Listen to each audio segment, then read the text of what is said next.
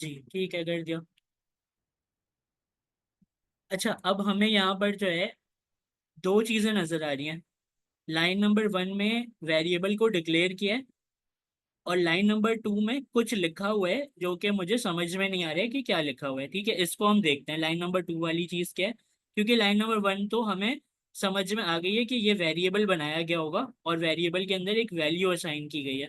तो इसे as it is बनाते हैं। ठीक है, वेरिएबल बनाने का क्या तरीका है। लेट, नाम क्या रखा है उन्होंने, फेवरेट कलर। फेवरेट कलर उन्होंने नाम रखा है। ठीक है,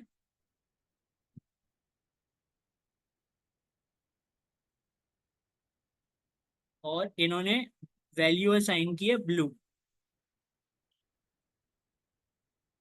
ठीक है, तो एज इट इज एक वेरिएबल हमने बना लिया। भाई देखें, नाम है ना, नाम तो कुछ भी रख सकता हूँ मैं, तो इसलिए मैंने नाम को शॉर्ट करके लिख दिया, सिर्फ आपको दिखाने के लिए कि नाम कुछ भी रख सकते हैं। ठीक है, लेकिन मीनिंगफुल होना जरूरी है। अगर मैं इसमें यहाँ पर लिख दूँ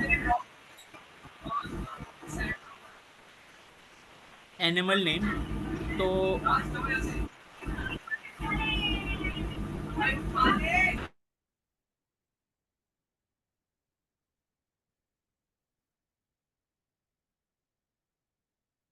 अगर मैं यहाँ पर लिख दूँ एनिमल नेम, तो एनिमल नेम के साथ मैंने ब्लू लिखा हुआ है। तो ये बिल्कुल एक अजीब सी बात हो गई कि भाई एनिमल नेम है ना, तो यहाँ पर कोई कैट डॉग मंकी कुछ आना चाहिए, ये ब्लू क्यों आ रहा है यहाँ पर।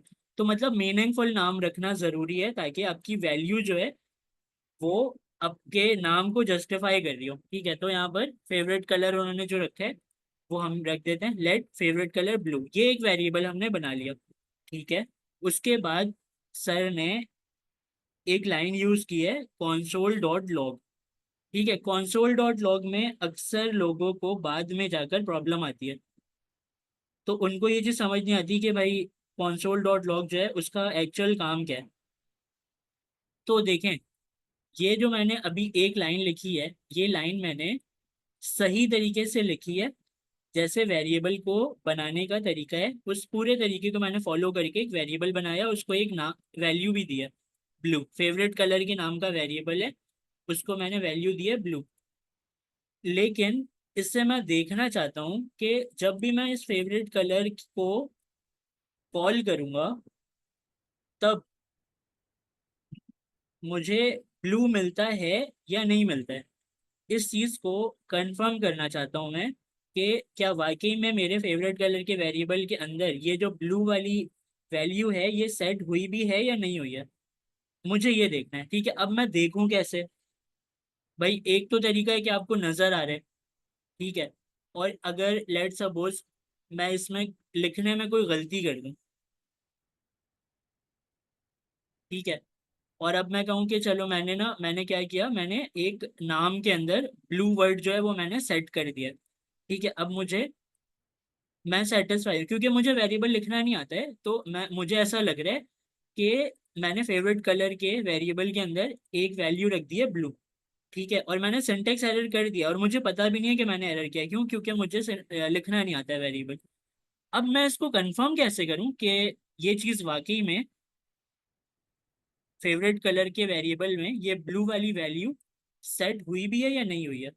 तो देखें, इसको देखने के लिए हम अपने विंडोज के टर्मिनल को यूज करते हैं।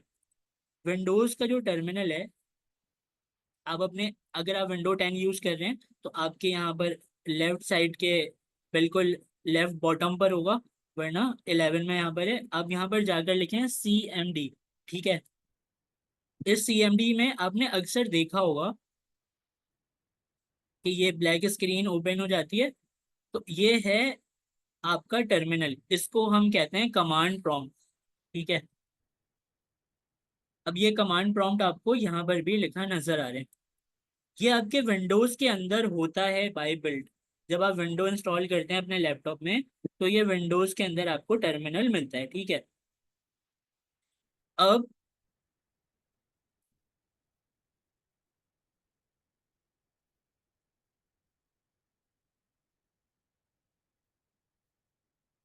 अब हमने क्या किया, हमने जो है इस टर्मिनल को यूज किया किस काम के लिए? अपने प्रोग्राम को देखने के लिए कि जो चीजें मैं लिख रहा हूँ वो मैं सही लिख भी रहा हूँ या गलत लिख रहा हूँ। अब वो मैंने यूज कैसे किया? जो टर्मिनल आपको यहाँ पर नजर आ रहा है ना, जो हमने CMD लिखकर ओपन किया है, ये टर्मिनल एज इट इज यही टर्मिनल आपको यहाँ पर भी मिलता है। आप इसके 3 डॉट के ऊपर जाएं VS कोड में, टर्मिनल में, और न्यू टर्मिनल। ये जो ब्लैक वाली स्क्रीन है, ये ब्लैक वाली स्क्रीन वही स्क्रीन है जो आपको वहां पर मिल रही थी। ठीक है, तो अगर आपको यहाँ इसमें से कमांड प्रॉम्प्ट को ओपन करना है तो आप किस तरह करेंगे? आप यहाँ पर इस प्लस वाले आइकन के साथ जो एक एरो का आइकन है, उससे आप क्लिक करेंगे, कमांड प्रॉम्प्ट को क्लिक करेंगे, तो आपके पास एक टर्मिनल इस तरह ओपन हो जाएगा। ठीक है, तो ये एज इट इज वही टर्मिनल है जो आपको मैंने वहां पर दिखाया है, और यहाँ पर भी आप उसको यूज कर पा रहे हैं। अच्छा, इसको मैंने ओपन किया क्यों है? पहली बात यह है, तो इसको मैंने ओपन इसलिए किया है ताकि मैं कंफर्म कर पाऊँ कि मैं जो कोड लिख रहा हूँ वो कोड अगर मैं कहीं और चलाऊं तो वो चल भी रहा है कि नहीं चल रहा है। मतलब देखें, एक तो हो गया ये कोड लिखना कि मैंने यहाँ पर कोड लिखा है लाइन नंबर 6 में, और मुझे ऐसा लग रहा है कि मैंने सही लिखा है। ठीक है, अब ये चीज़ कंफर्म कैसे होगी कि ये सही है, ये काम कर भी रही है या नहीं कर रही है? तो ये कंफर्म ऐसे होगी जब आप इसको कहीं और रन करके देखेंगे, आप अपने प्रोग्राम को चला कर देखेंगे, आप अपने प्रोग्राम को कि ये चल भी रहा है कि नहीं चल रहा। तो टर्मिनल को हमने इस काम के लिए यूज किया अपने। टर्मिनल ओपन करते हैं। टर्मिनल ओपन किस तरह किया?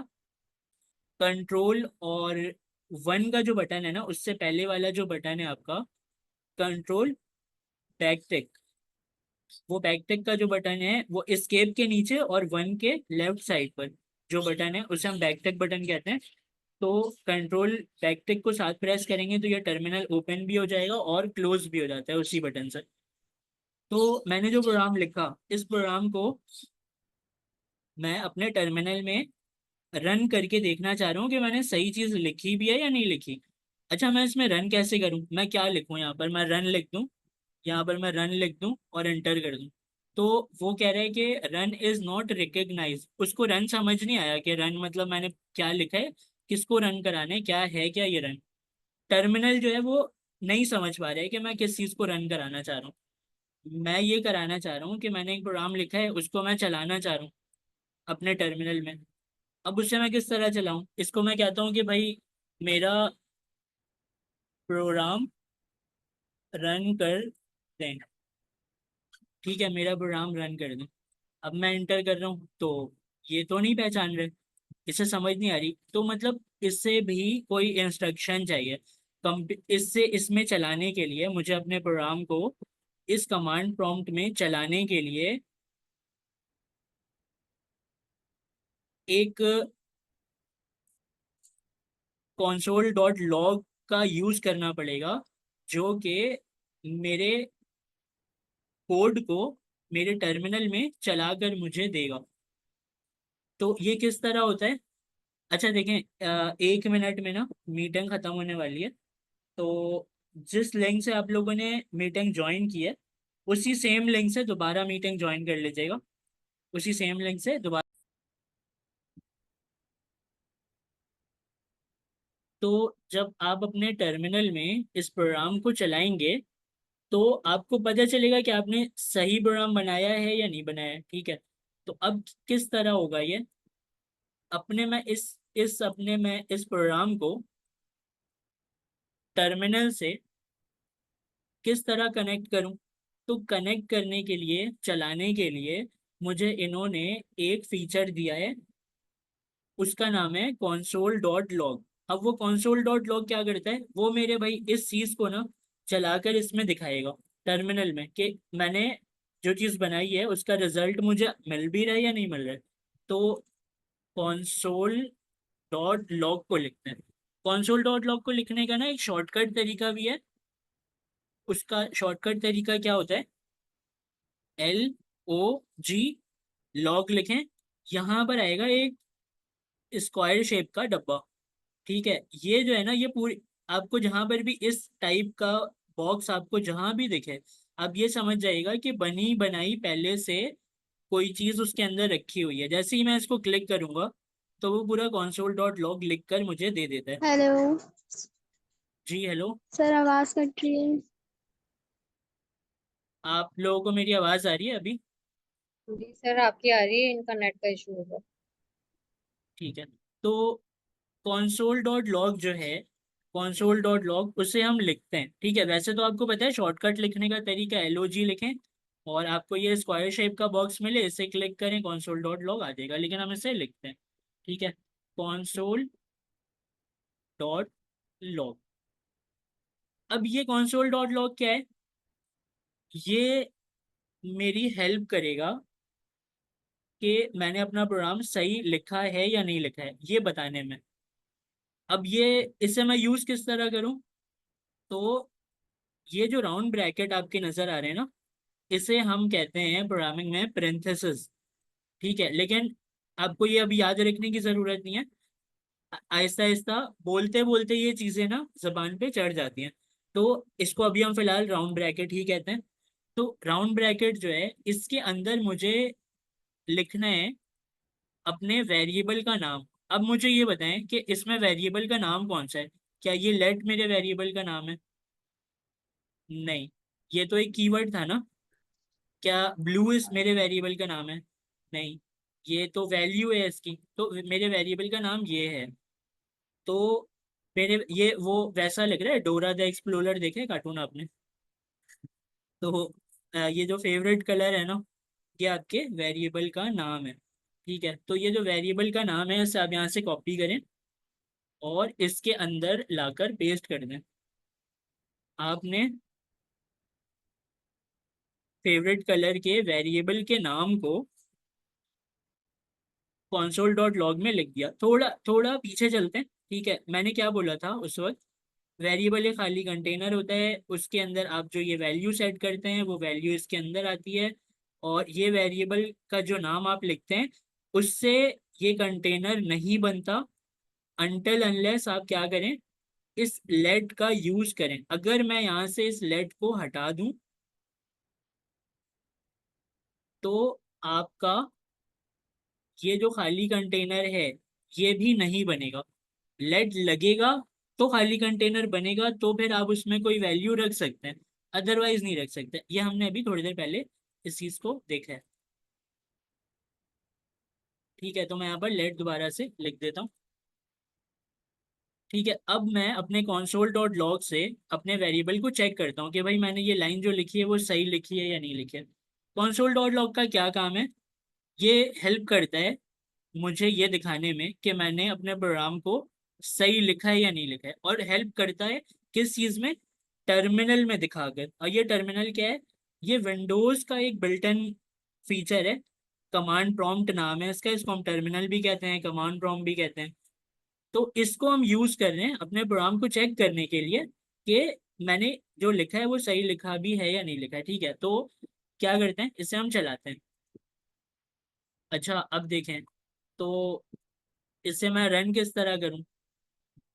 अब रन करने के लिए आपके पास टाइप स्क्रिप्ट इंस्टॉल होना ज़रूरी है और नोड इंस्टॉल होना ज़रूरी है। नोड और टाइप स्क्रिप्ट इंस्टॉल होना ज़रूरी इसलिए है क्योंकि टाइप स्क्रिप्ट पर तो आप काम कर रहे हैं। जो नोड है, नोड जो है वो एक बहुत इंपॉर्टेंट काम कर रहा है, आपके प्रोग्राम को रन करवा कर दे रहा है।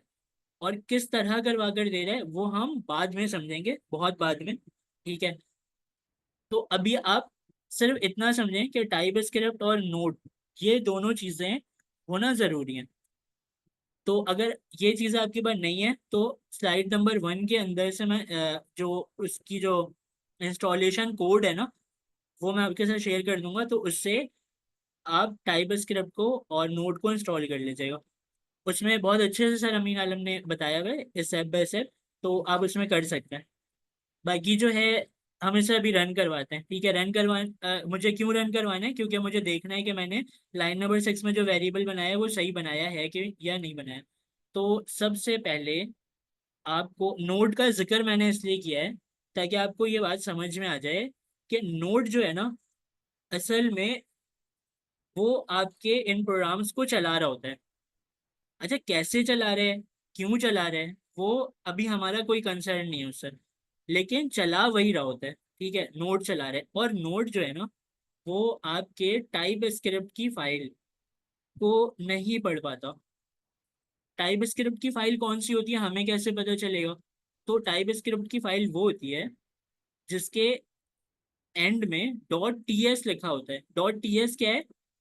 ये एक्सटेंशन है टाइप स्क्रिप्ट की फाइल का। तो डॉट टी एस वाली जो फाइल होती है वो टाइप स्क्रिप्ट की फाइल होती है। उस फाइल को आपका जो ये टर्मिनल है, टर्मिनल मतलब नोड, नोड मतलब टर्मिनल। ठीक है, अभी फिलहाल हम यही समझते हैं कि नोड क्या है, ये मेरी ब्लैक स्क्रीन जो टर्मिनल है, और टर्मिनल क्या है, यही मेरी ब्लैक स्क्रीन जो कि नोड है। तो नोड टर्मिनल एक ही चीज़ है। अब अगर मुझे अपने इस टर्मिनल में अपने प्रोग्राम को रन कराने हैं, तो मैं किस तरह कराऊं? मेरी डॉट टी एस वाली जो फाइल है, उससे तो ये चलाता ही नहीं है, अभी मैंने आपको ये बात बताई। तो वो नोड जो है ना, मतलब ये जो टर्मिनल है, वो चलाता है डॉट जेएस वाली फाइल। डॉट जेएस वाली फाइल कौन सी है? जावा स्क्रिप्ट की फाइल जो होती है वो डॉट जेएस वाली फाइल होती है। अब लेट सपोज मैंने टाइप स्क्रिप्ट की एक फाइल बनाई। उस टाइप स्क्रिप्ट की फाइल को मुझे एज इट इज जो जो मैंने कोड लिखा है, ये तमाम कोड मुझे कॉपी करके लिखना पड़ेगा जावा स्क्रिप्ट की फाइल में। तो क्या करते हैं, इस अपने पूरे कमांड को कॉपी करते हैं और अपनी जो बनी हुई फाइलें हैं उनको डिलीट कर देते हैं। ठीक है, अब मैं यहाँ पर एक फाइल बनाता हूँ। ठीक है, जिसका नाम मैं रखता हूँ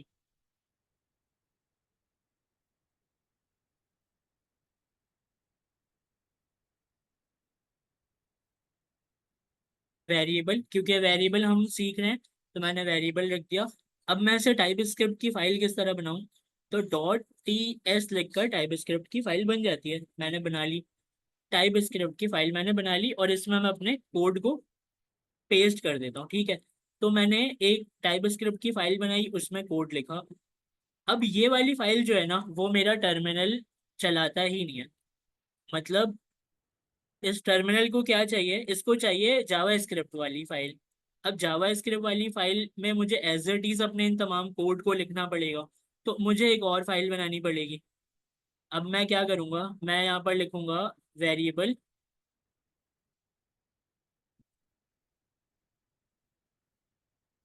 डॉट जे एस।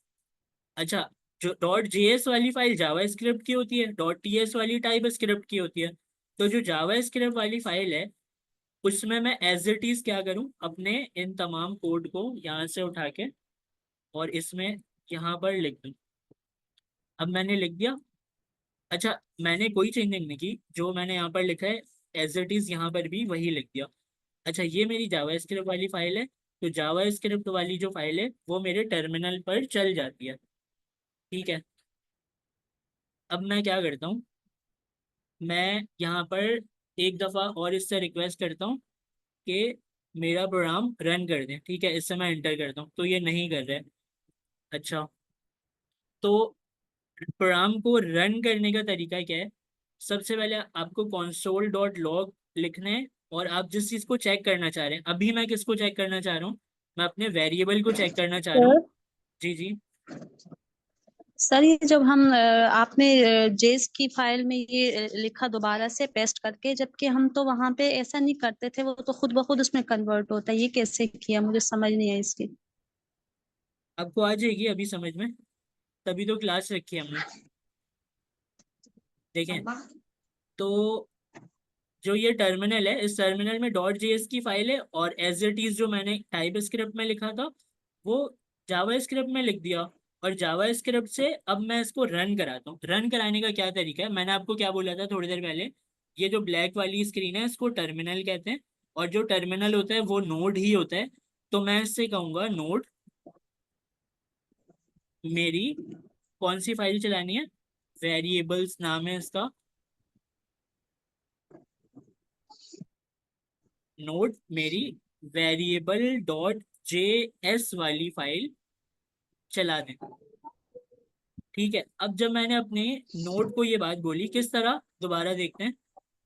इस लाइन में देखें मैंने किस तरह बोला, नोड वेरिएबल डॉट जेएस वाली फाइल चलानी है, बस इतना बोला मैंने लिखा नोड वेरिएबल डॉट जेएस वाली फाइल चलानी है। तो उसने मेरी फाइल चला दी, और चलाने के बाद उसने मुझे बता दिया कि जो आपने लिखा है ना, वेरिएबल जो आपने बनाया है, यहाँ पर देखें इस लाइन में बता रहा है वो कि आपने लेड फेवरेट कलर का जो वेरिएबल आपने बनाया है उसके अंदर सिंटेक्स एरर है। अब ये सिंटेक्स क्या है, मैंने आपको स्टार्टिंग में बताया था, लिखने का तरीका। तो अब मुझे ये बात समझ में आई कि भाई मेरा प्रोग्राम तो सही नहीं बना हुआ है। क्यों? क्योंकि इसमें मैंने कुछ चीज़ें गलत लिख दी हैं, तभी मुझे सिंटेक्स एरर आ रहा है, लिखने का तरीका गलत है मेरा। अच्छा, वो गलती है क्या? तो वो गलती है कि अनएक्सपेक्टेड टोकन, ये जो ग्रेटर देन का साइन है ये गलत है। अब मैं इसको ठीक करता हूँ। सबसे पहले मुझे तो समझ आ गया कि मैंने गलती क्या किया। मैंने यहाँ पर जो है गलत जो है ऑपरेटर का यूज कर लिया, यहाँ पर इक्वल आना चाहिए था, ग्रेटर देन लगा दिया। वापस जाते हैं, पूरा प्रोसेस दोबारा करना पड़ेगा। वापस जाते हैं टाइप स्क्रिप्ट की फाइल में, यहाँ पर क्या करते हैं, इक्वल का साइन लगाते हैं, उसको मिटा के। ठीक है, अब इस कोड को दोबारा से कॉपी करते हैं, जावा स्क्रिप्ट की फाइल में जाते हैं, यहाँ पर इसे पेस्ट करते हैं, और फिर टर्मिनल ओपन करते हैं। फिर टर्मिनल में यहाँ पर नीचे की तरफ, अच्छा मैं टर्मिनल को क्लियर कर देता हूँ ताकि आपको नजर आए सही से। तो CLS की कमांड लिखकर जैसे ही मैं एंटर करूँगा ना, तो सारी चीज़ें क्लियर हो जाती हैं। अच्छा, दोबारा मुझे जाहिर है कहना पड़ेगा, नोड मेरी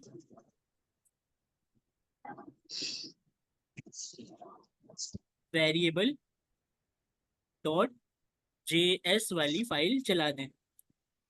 तो अब मुझे एरर नहीं मिला, अब मुझे मेरी वैल्यू मिली। अब इसके प्रोसेस को ज़रा समझें। कॉन्सोल डॉट लॉग में लिखा क्या, वेरिएबल का नाम, लेकिन मुझे मिला क्या, मेरी वैल्यू। मतलब ये कि वाकई में जो मैं कह रहा था कि एक कंटेनर होता है, उस कंटेनर के अंदर एक कंटेनर होता है, उस कंटेनर के अंदर मेरी वैल्यूज आती हैं। और जब भी मैं अपने कंटेनर के नाम को कहता हूँ कि भाई माय फेवरेट कलर के अंदर वैल्यू क्या रखी है, तो इसके अंदर अभी ब्लू वैल्यू है, और वो वैल्यू एज इट इज मुझे टर्मिनल ने यहाँ पर दिखा दिया। कॉन्सोल डॉट लॉग का क्या काम था, मेरे प्रोग्राम को टर्मिनल में रन कराकर दिखाना। ये टर्मिनल क्या है, ये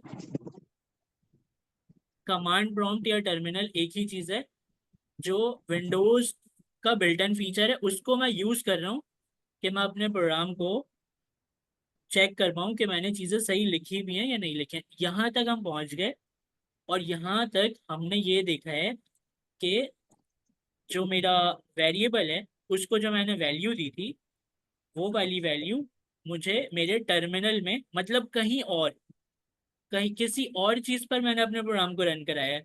मेरे इस टर्मिनल का ताल्लुक मेरे प्रोग्राम से नहीं है।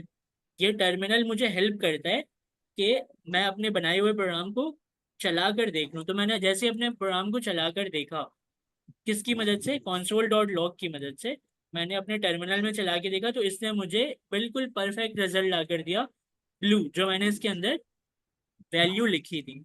तो यहाँ तक आपको वेरिएबल को बनाने का जो तरीका है वो समझ आया। जी सर।